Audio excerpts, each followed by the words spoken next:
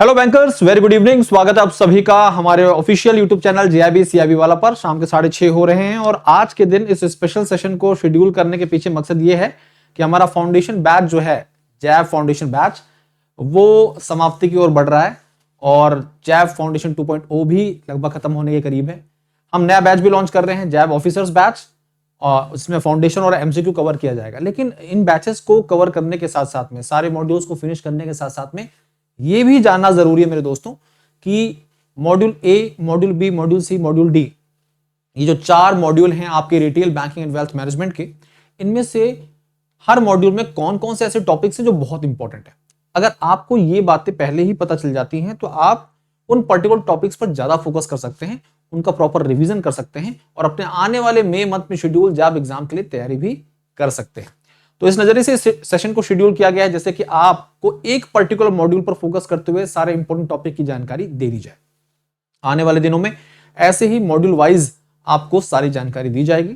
तो आज की सेशन की शुरुआत करते हैं। आज के दिन हम डिस्कस कर रहे हैं आपके जैब एग्जाम का paper 4 retail banking and wealth management, उसके मॉड्यूल ए में कौन से ऐसे टॉपिक्स हैं जो बहुत इंपॉर्टेंट है। तो सेशन की शुरुआत करते हैं। आप सभी साथियों का स्वागत है। एक बार अपने सभी साथी बैंकर्स को सेशन जरूर शेयर करिएगा क्योंकि इंपॉर्टेंट है। अभी से ये सारी चीजें पता चल जाए तो बहुत ही अच्छा होता है आपके एग्जाम की प्रिपरेशन में। सबसे पहली बात, retail banking and wealth management JAIIB exam का पेपर 4 है और अमूमन जो है लास्ट पेपर ही होता है, ठीक है। Retail banking and wealth management module A की जब चर्चा करते हैं, इसके मोस्ट इंपॉर्टेंट टॉपिक्स कौन कौन से हैं ये जानना जरूरी है। लेकिन इंपॉर्टेंट टॉपिक्स को जानने से पहले कुछ और बातें भी पता होनी चाहिए। आप जैब एग्जाम की प्रिपरेशन कर रहे हैं, जैब एग्जाम अटेम्प्ट करने जा रहे हैं और आपको ये भी पता होना चाहिए भी सारे एग्जाम्स कौन कौन से हैं। तो आपके 4 पेपर होते हैं जैब में। पहला पेपर आपका आईई एंड आईएफएस है, ठीक है। उसके बाद आपका पीपीबी है, फिर एएफएम है और एंड में आपका आरबीडब्ल्यूएम है। मोस्ट प्रोबेबली आपका फर्स्ट सेकंड वीक के भीतर ही आपके जैब एग्जाम की शेड्यूल जो होते हैं मई मंथ में आ जाते हैं। यानी कि मई मंथ में आपका एग्जाम शेड्यूल्ड है। इसमें कोई लेट लतीफी वाली बात नहीं होगी इस बार खासकर, ठीक है।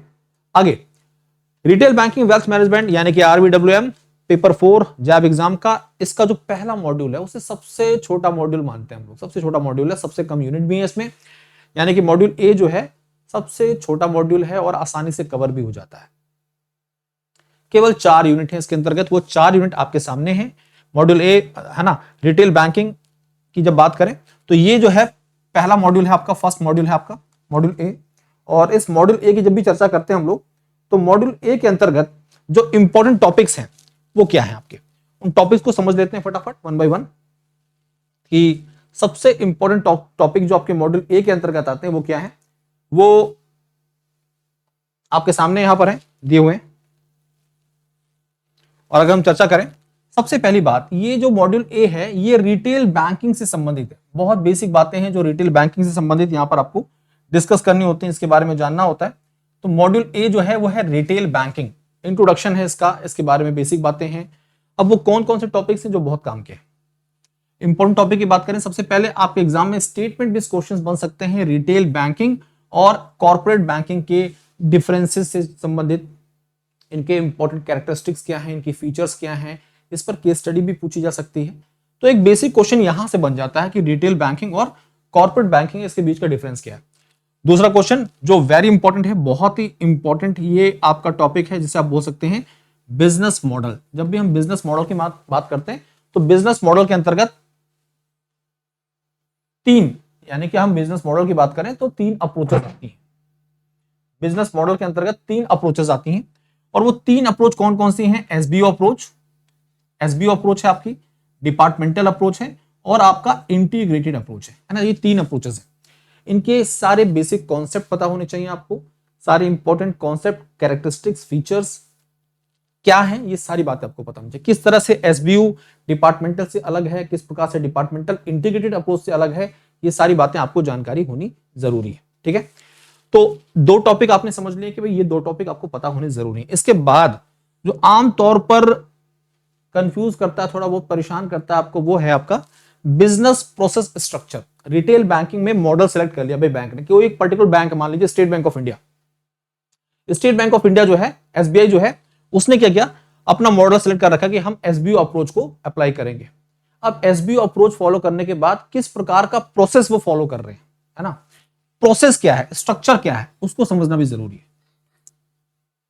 स्ट्रक्चर फॉलो करना भी जरूरी है, समझना भी जरूरी है। अब ये जो बिजनेस प्रोसेस स्ट्रक्चर है रिटेल बैंकिंग में, वो कितने प्रकार के होते हैं? वो 4 प्रकार के होते हैं। कितने प्रकार के होते हैं? 4 टाइप्स के होते हैं। कौन कौन से हो सकते हैं मेरे दोस्तों? वो है horizontally organised model, vertically organised model, predominantly horizontally organised model और प्रीडोमिनेंटली वर्टिकली ऑर्गेनाइज्ड मॉडल।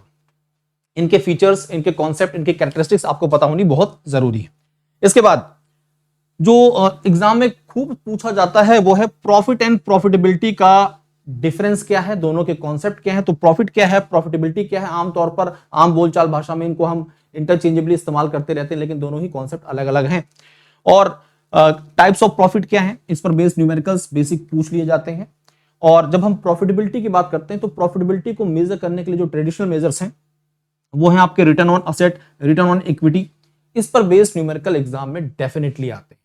तो देखिए बहुत ही कम समय में मॉड्यूल ए के अंतर्गत जो इंपॉर्टेंट टॉपिक्स हैं वो आपके सामने हैं। देखिए ये जो 4th यूनिट है आपकी, मैं आपको बता दूं, जो मॉड्यूल ए के अंतर्गत जो 4थी यूनिट है, 4th यूनिट जो है वो है ब्रांच प्रॉफिटेबिलिटी। क्या है? Branch profitability, branch profitability. ये बहुत ही इंपॉर्टेंट है एग्जाम के पॉइंट ऑफ व्यू से। एग्जाम में यहां से क्वेश्चंस खूब बनते हैं और उसी के अंतर्गत ये सारे टॉपिक हैं, profit versus profitability, types of profit, retail on asset and retail on equity, है ना, retail on asset and return on equity जो है आपका। ये सारे जो टॉपिक हैं बहुत ही काम के। तो ये बातें आपको ध्यान में रखनी है, इनको अपने दिमाग में उतार लीजिए कि भाई आरओई का कॉन्सेप्ट क्या है, टाइप्स ऑफ प्रॉफिट क्या है, प्रॉफिटेबिलिटी क्या है, बिजनेस मॉडल्स क्या है, बिजनेस प्रोसेस स्ट्रक्चर्स क्या होते हैं, रिटेल बैंकिंग का कॉन्सेप्ट, कॉर्पोरेट बैंकिंग क्या है, B2C B2B वाला कॉन्सेप्ट, ये पता होना चाहिए। तो इस तरह से ये आज इस छोटे से सेशन में हमने मॉड्यूल ए के अंतर्गत सारी बातें आपको समझा दी, बता दी हैं। अब ले चलते हैं आपको वन स्टॉप सॉल्यूशन जो कि आपके जैब एग्जाम को क्लियर करने में काफी मदद करता है आपकी। वो है जैब महापैक 1 ईयर का सब्सक्रिप्शन और 2 ईयर का सब्सक्रिप्शन। जैब महापैक के अंतर्गत कुल मिलाकर 15 बैचेस मिलते हैं आपको, 15 बैचेस मिल जाते हैं दोस्तों। जो भी आपके फाउंडेशन बैच आ रहे हैं, foundation plus MCQ batch, quick revision batch, all batches are included in जैब महापैक 1 ईयर एंड 2 ईयर। साथ साथ में मॉक टेस्ट, डीपीपीज, क्विजेज, ये सब चीजें मिलती हैं आपको। और सब्सक्रिप्शन 1 ईयर का है मात्र 3,999 और 2 वर्षों का सब्सक्रिप्शन 5,999 में अवेलेबल है। पीडब्ल्यू ऐप पे जाकर आप इन कोर्सेज के साथ अपने आप को एनरोल कर सकते हैं। हम आपके लिए ला चुके हैं नया बैच, ऑफिसर जैब फाउंडेशन प्लस एमसीक्यू बैच, जो कि मई 2025 जैब एग्जाम के लिए शेड्यूल्ड है। मतलब ये बैच हमने तैयार किया है, आपका मई में एग्जाम शेड्यूल्ड है। मात्र 1999 में ये बैच आपके लिए अवेलेबल है, बहुत ही अफोर्डेबल कॉस्ट है। इस बैच का हिस्सा बनकर अपने एग्जाम की प्रिपरेशन को शुरू कर सकते हैं। अगर अपने बेसिक कॉन्सेप्ट्स को प्रिपेयर करना चाहते हैं उस नजरिए से आपके लिए जीआईबी फाउंडेशन बैच 2.0 भी अवेलेबल है मात्र 1999 में। आगे बढ़े, इंडिविजुअल बैचेस की बात करें, इंडिविजुअल बैचेस के साथ जोड़ के पढ़ना चाहते हैं, कोई पेपर रह गया आपका, तो मात्र 799 में आपके लिए ये सारे इंडिविजुअल बैचेस उपलब्ध हैं। ठीक है, और किसी भी एग्जाम को क्लियर करने के लिए आपके पास होनी चाहिए बुक्स। जो बुक्स की बात करते हैं दोस्तों, तो books JAIIB bankers as set of 4 books available है मात्र 1224 में। चारों सब्जेक्ट्स की बुक्स आपको इस रीजनेबल कॉस्ट में मिल जा रही है, अफोर्डेबल कॉस्ट में मिल जा रही है। बहुत ही क्वालिटी कंटेंट है।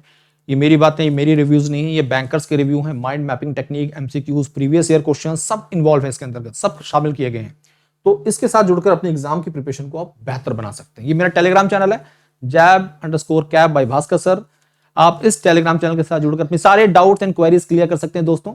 ये क्यूआर कोड स्कैन कर लीजिए या फिर इसको सर्च कर लीजिए। इस तरह से आप अपने एग्जाम की प्रिपरेशन कर सकते हैं और मॉड्यूल ए के सारे टॉपिक कवर कर देंगे जो इंपॉर्टेंट है। आप हमारे बैचेस में सारे टॉपिक्स को विस्तार पूर्वक पढ़ सकते हैं। तो बैचेस के साथ अपने आप को एनरोल कर लीजिए। आज के लिए अभी के लिए इतना ही। धन्यवाद। पढ़ते रहिए, आगे बढ़ते रहिए। Thank you.